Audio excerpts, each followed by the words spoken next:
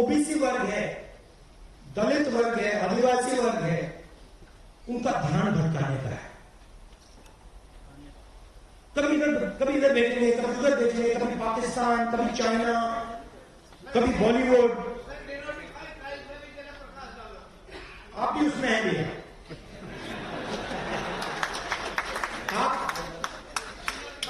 आप भी 90% में हैं, और आपकी हालत हम जानते हैं, आपको क्या सहना पड़ता है हम सब जानते हैं। तो ये ध्यान भटकाते हैं। ये पूरा का पूरा जो इनको मूवमेंट है, इसका लक्ष्य ओबीसी का ध्यान भटकाना, यही है लक्ष्य। और प्रॉब्लम इनकी क्या है कि ध्यान को आप इतनी टाइम ही भटका सकते हैं, और अब वो टाइम आ रहा है कि अब ओबीसी पूछ रहे हैं कि भैया ये हो क्या रहा है। मतलब राम मंदिर बन गया और उसमें हमारा एक आदमी नहीं देखा। पार्लियामेंट नया खुल गया, बड़ी पूजा हुई, नरेंद्र मोदी बैठे हैं, मगर हमारा एक आदमी उसमें नहीं देखा। दलित आदिवासी तो कह रहे हैं, आदिवासी राष्ट्रपति है हिंदुस्तान में। मतलब ये कौन सी भागीदारी है? हेड ऑफ स्टेट राष्ट्रपति है,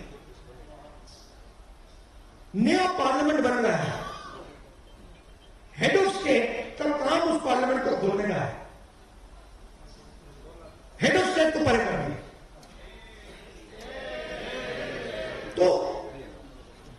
तो लोगों को ये बात समझ आ रही है,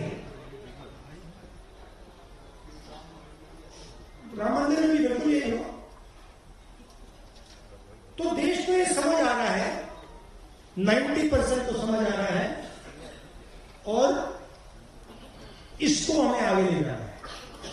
अब मैं ये भी नहीं कह रहा हूं कि हिंदुस्तान के मतलब जो बड़े बड़े बिजनेसेस हैं उनकी मदद नहीं होनी चाहिए, होनी चाहिए, कोई प्रॉब्लम नहीं। मैं सिर्फ ये कह रहा हूं कि भैया अगर उनका 100 रुपए, उनके 100 रुपए की मदद हो रही है तो उनकी भी 100 रुपए की कर दो ना। अगर आप उनका कर्जा माफ कर दोगे, उनका कर्जा माफ कर दो, उनका आपने 16 लाख करोड़ कर दिया, और हिंदुस्तान के किसान का आपने 50 रुपए भी नहीं दिया। ओबीसी स्टूडेंट्स हैं, आदिवासी स्टूडेंट्स हैं, दलित माइनॉरिटी स्टूडेंट्स हैं, उनका आपने कितना माफ किया?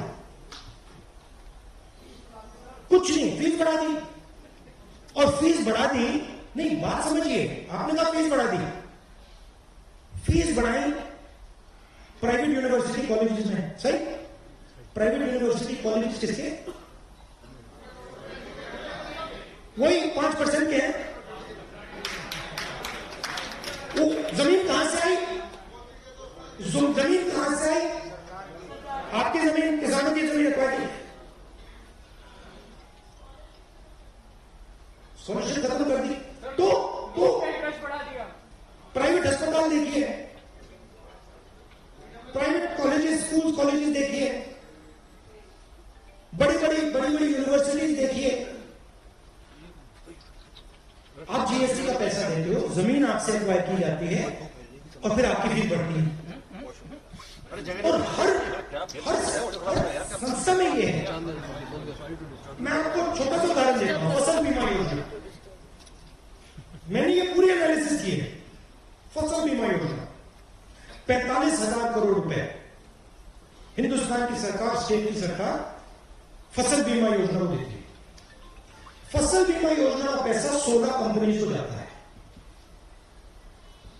16 कंपनीज के मालिकों में एक ओबीसी, एक दलित, एक आदिवासी नहीं। उनकी सीनियर मैनेजमेंट में जिनको करोड़ों रुपए की सैलरी मिलती है, उसमें एक आदिवासी, एक दलित, एक ओबीसी है। फिर तूफान आता है,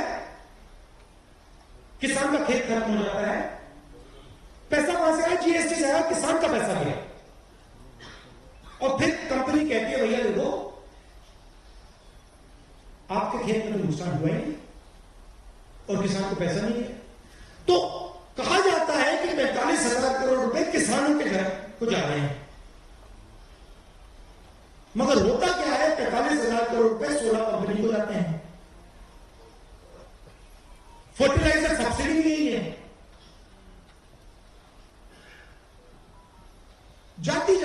से क्लैरिटी हो जाएगी। और जाति जनगणना को मैं आपको थोड़ा समझाना चाहता हूं। अब ये मत सोचिए कि जाति जनगणना सिर्फ कास्ट सर्वे है। वो जाति का सर्वे है, मगर उसमें हम इकोनॉमिक और इंस्टीट्यूशनल सर्वे भी जोड़ेंगे। मतलब क्या होगा? देश को पता लग जाएगा कि इस जात में इतने लोग हैं,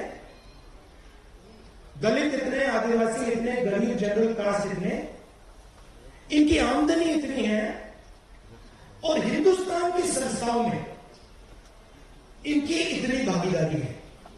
तो पता लग जाएगा कि मीडिया में इतनी कंपनियां हिंदुस्तान की मीडिया को कंट्रोल करती हैं, इतना पैसा हिंदुस्तान की सरकार इनको दे रही है, और इस संस्था में इतने ओबीसी, इतने दलित, इतने आदिवासी, वो सब संस्थाओं का हो। जो ये एक प्रकार से नेशनल एक्सरे मानिए। और मुझे लगता है कि 70 साल बाद ये एक जरूरी कदम है कि हम असेस करें कि 70 साल की आजादी के बाद आज सिचुएशन क्या है और इसके बाद हमें किस डायरेक्शन में जाना चाहिए।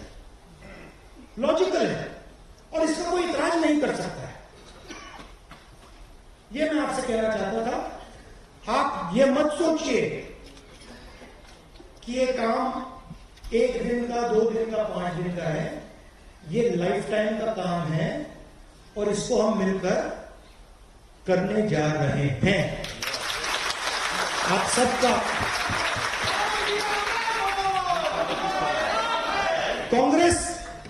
कांग्रेस जनरली बंद रखो इधर, क्रांतिकारी काम करती है। आजादी, कॉन्स्टिट्यूशन, हरी क्रांति, सफेद क्रांति, bank nationalisation, privy purse, computer revolution, ये कांग्रेस का अब नया क्रांतिकारी मिशन है। धन्यवाद।